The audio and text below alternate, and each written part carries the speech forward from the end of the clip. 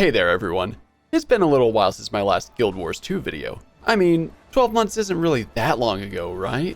Well, I could finally fix that since the latest expansion, Janthir Wilds, finally got its last story update. While Janthir Wilds is the 5th expansion of the game, it's the 2nd expansion since ArenaNet decided to do yearly expansions. While I figured that Secrets of the Obscure was ArenaNet trying to figure out what they could do with the time and budget for this new style of expansions, I was expecting Janthir Wilds to be a step up in quality as the devs find their flow. Well, it turns out it's about the same size that Soda was. Alright, while that's not necessarily a bad thing, the quality of the content could be better. Why, they just added in a housing system. And while I'm not really interested in housing systems in games, I'm sure it's doing wonders for all the people that really use it. Not to mention the new weapon type they added in, land spears. Okay, clearly the new weapon didn't make me overpowered, but it did let me break enemy blue bars so much easier than before. Not like my sword could actually break the bars or anything. But when I heard they were adding in at least a few new things to play around with, it sounded pretty good.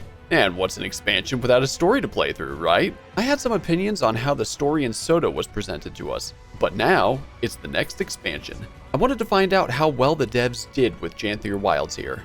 And, well, I'll let you know my thoughts at the end of the video. Speaking of the end of the video, I have 2 things I'd like to announce that some of you might be interested in, so please stick around to the end. So, without having the intro last too long, let's get ready to hop into the loose, spoiler-filled summary. Hi there, my name is MegaMadVlad, and this here is my journey and experience as I head into Guild Wars 2's latest expansion, Janthir Wilds. This section will have spoilers in it, so this is your warning here. If you want to stay spoiler-free, now would be a good time to click off the video here. With all of that out of the way, let's hop right in. Welcome to Janthir Wilds. As we head back into Tyria, we find our hero, Vladithar, just standing there, menacingly. But to break his stoic posing is a letter of summons from Queen Jenna herself. We show up only to be told that the queen is busy, and we get directed to Countess Anise instead. You know, not like the queen herself sent me the summons or anything, right? Anise tells us we're invited to the first meeting of the Tyrian Alliance over in Lion's Arch. We have an alliance now? Well, let's go see how this meeting goes then. I guess being the commander makes me well known enough to get into very important places now. Hold it. Name? Hey, what do you mean you don't know me? Commander, over here. You're damn right I'm the commander. That you are. Didn't recognize the face at first. Fought alongside you during Scarlet's attack. Oh, I'll show you a Scarlet. Anise, long time no see.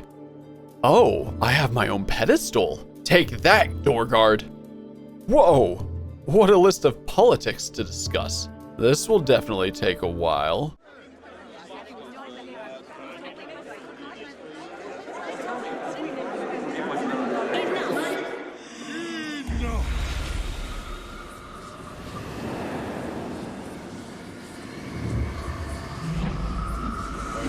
The triviality of Tyrian politics has not ceased its endless parade. Oh, thank God. Please direct your attention to the floating blue man. And naturally, the various leaders from many nations have a lot to say. But now I'm told that they want me to go to the Isle of Janthir to find another ally. So Ascarin says he's giving us a camp for our trip there. How nice of him. Well now, camping sure does look different from what I remember. Well, Frode here has another mission for me on top of the mission we already have. A super secret mission of sorts. Apparently they think their missing wizard, Waiting Sorrow, that's their name, is hiding amongst the Coden they want as allies. They are armed and dangerous. Well, it's time to get to work. So we leave camp and come across a massive beast. It's a tough fight, but we're interrupted by the local Coden who tell us not to take it out. We use the salve on it and it becomes friendly. Aw, what a cute big boy you are. The Coden invite us over to their village and oh boy, here we go again. Alright, with that out of the way, let's continue. Wait a minute. Alright, we have to be close now. Oh, come on.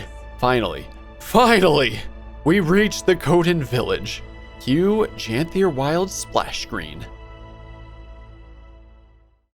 We find the leader of this group of lowland Coden, named Stoic Alder, and he immediately introduces us to his family. Holy crap, things are moving really fast. We only just met.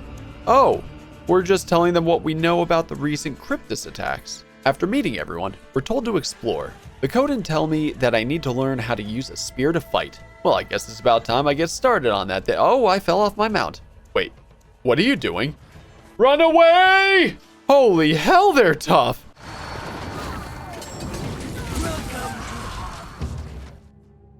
Did they just choke slam me? And we lost.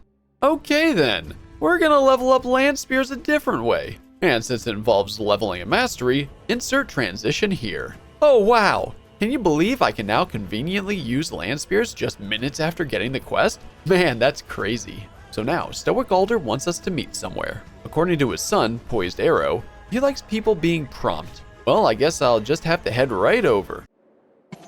I'd love to talk. Probably best done in person.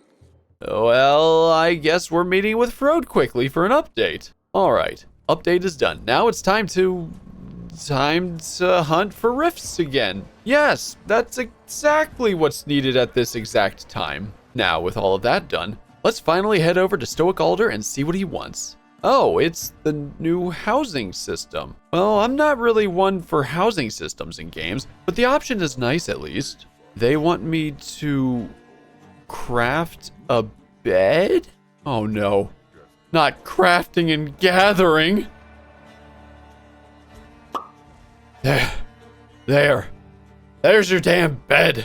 Did you know you can pet the Journeykin? This is amazing. Why is the spear in my hand? Oh my god, look at the little adorable glitched out tyke. He's running so fast, he deserves all the pets. After bonding with the small Warclaws, I meet up with Kaith and Malice to find some Coden that went missing while searching for some mysterious creatures. We head out and come across some weird rocky monsters. Couldn't have anything to do with the missing Coden, could they? We find one Coden survivor and...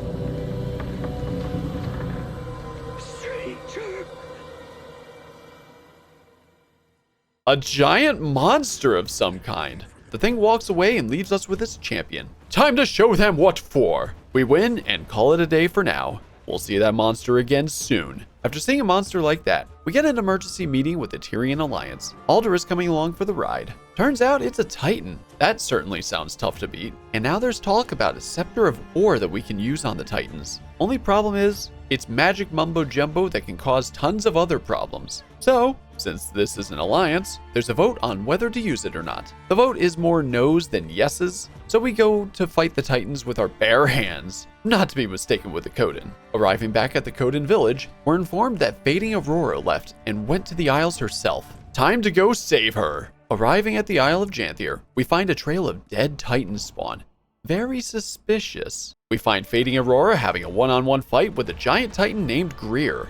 And this fight is really well done. Take out a bunch of rotting plants and wood, replace those with magical seeds, get my character stuck in one of the fast-growing trees, and then we see Fading Aurora do something really impressive.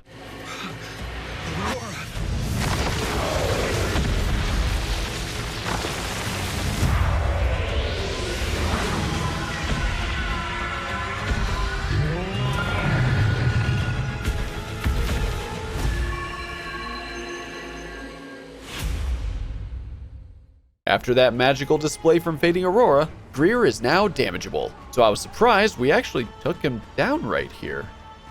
What? Now that the fight is over, we find out that Fading Aurora is really Waiting Sorrow, the rogue wizard that ran from the Astral Ward, the very one we were tasked with finding. She wants to finish taking down the Titans before we bring her back to Askaran, something we agree to, all the while keeping her secret. I'm sure this will all be fine in the end. But while everything with Poised Arrow and Waiting Sorrow is going on in the background, we're currently on the hunt for another Titan. Looks like it can control lightning. Sounds powerful, but it's only a matter of time before we find... Well, that was uncalled for. Now I have a headache, and the cure is taking you down, Decima. Note to self, don't be bonked on the head. Round and round we go, Decima. Hope you enjoy the ground because you're about to become well acquainted. Booyah! Oh, you're trying to escape, eh? Stop her, Poised Arrow.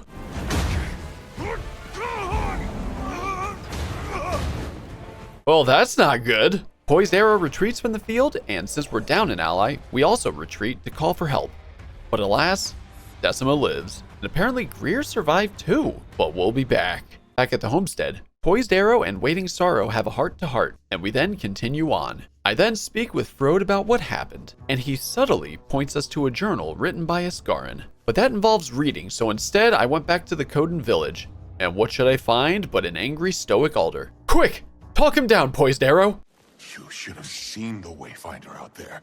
Never witnessed a stoic warrior turned into such a kindly mother hen. Checking my wounds, aiding my exit, all with concern in the voice and a tear in the eye. Might be a bit of an exaggeration. Yeah, an exaggeration indeed. So, after helping Alder with some wildlife, I met up with Sorrow, Malice, and Kaith to look into a big area filled with bloodstone. And there's ghosts of the White Mantle here? What in the? Alright, that's a pretty big question now. Something I'm sure we'll figure out with time. Use the Heart of the Obscure on the bloodstone shards to make them useless, while exploding in a mushroom cloud. We then talk with a bunch of White Mantle ghosts, and one of the ghosts is a Mursaat. The plot thickens. Meanwhile, back in the hood, Sorrow told Alder her real name, and he took it okay at best. But we now have yet another ally to take down the Titans, Stoic Alder himself. Speaking of, why don't we head over and do just that? First up on the battlefield is Decima. Well, we know this song and dance. Hop onto my Warclaw, chain her up a bit, and is that what floor tastes like? She runs a little away, and we have to take away their bloodstone shard. But now, Greer shows his ugly mug, and it's also time to take him on. Beat him up a bit, take down the other bloodstone shard, and then Decima shows up. But with both Titans starting to feel it, it's only a matter of time. What do you mean there's a third Titan? This Titan, Ura, claims to be stronger than the other two. So everyone stands down while the Titans run away, living to fight yet another day. Again. You know what? I'm angry now. So angry, it's time to take Waiting Sorrow to Iskarin. When a door is shut, you should leave it that way. Sorrow.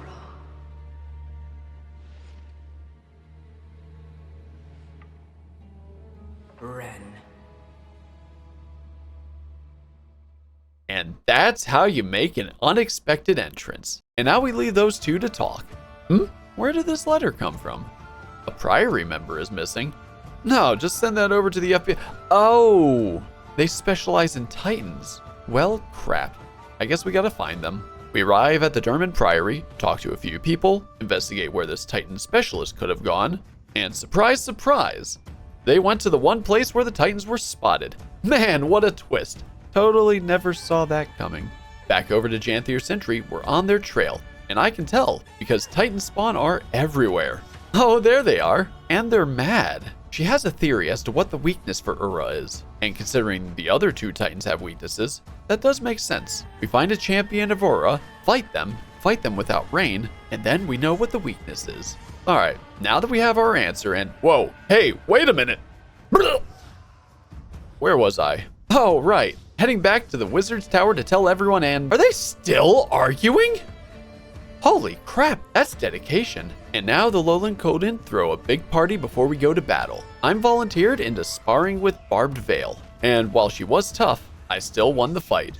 Could have sworn she used to be much taller. No, not the face! Must be imagining things. Oh, and I made Iskarin dance for all of 0.2 seconds. Success! So now that the dinner with the whole village is finished, we take everyone into a random boss event. And we lost. Please don't put that on my permanent record. Oh, the meta is up. Let me try. And we lost. Not doing too hot today. Maybe fighting all three Titans is a bad idea after all. So, since everyone is fed and rested, it's time to take the fight to the Titans. And by everyone, I mean like 8 people. Forget the rest of the fighters in the village. What do you think this is? A raid? Come on. Alright, we find Greer first and take him out. But this time, he's actually finished. Next up is Decima. Take her out too, and then finally, all that's left is Ura, the one Titan we haven't seen yet. Wow, they really like bloodstone shards, don't they? That's Ura? Well, since this is the first time we've seen you, and the other two escaped like 3 times each, I'm guessing you're gonna escape too. Oh, you're beaten? Like, actually beaten? Well now, okay then. Not gonna complain about this plan here working exactly as intended for once. In other words, we won! Oh, and Ura said something about a door that they all went through still being open. Guessing that'll be important. Arriving back at the village, Waiting Sorrow is telling everyone who she is. Like, who she really is. Apparently thousands of years old, and a being of the Coden's history and fable. And, naturally, it pissed Alder off. We can't go 2 seconds without something happening. But, that aside, Iskarin said something about a door, and Ura talked about a door she walked through, so they must be the exact same door, right? Screw it. Let's go to Bavanisos. Oh, so rather than teleporting, I guess I'm getting on a dinky little boat with poised arrow. Since he's never been on a boat before, I'm sure this will go very well for him.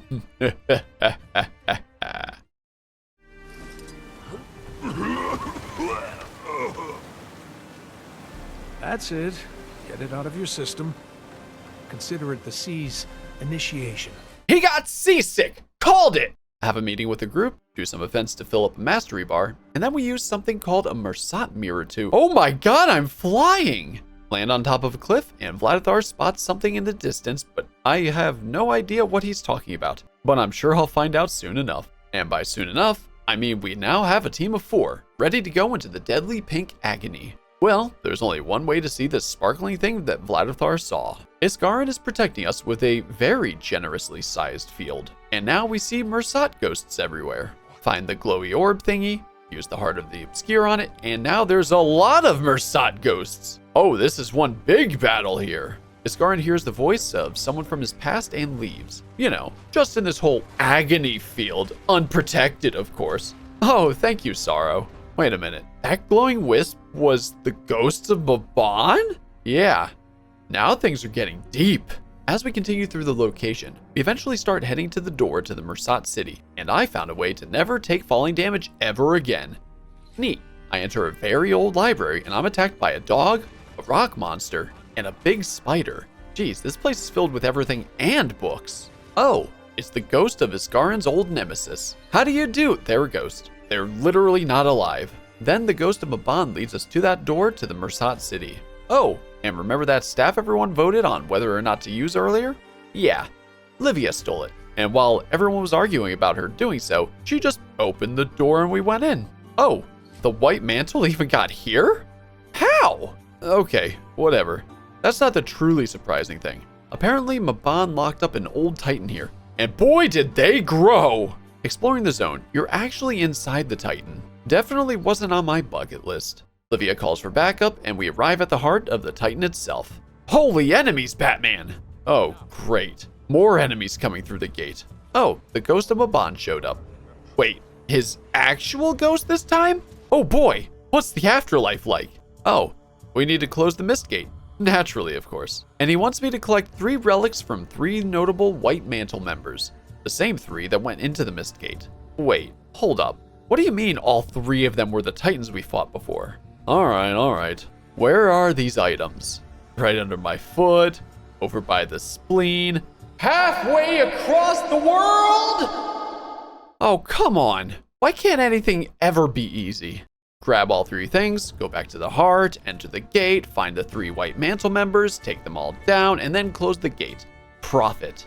Goodbye, Maban. Pretty sure I said that to you before too. Then we celebrate at the Tyrian Alliance HQ. Q credits. Wait, hold up. I didn't successfully do the metas yet. Let's fix that. Took down Greer, then took down Decima. Both fights were still fun, though at this point, repetitive.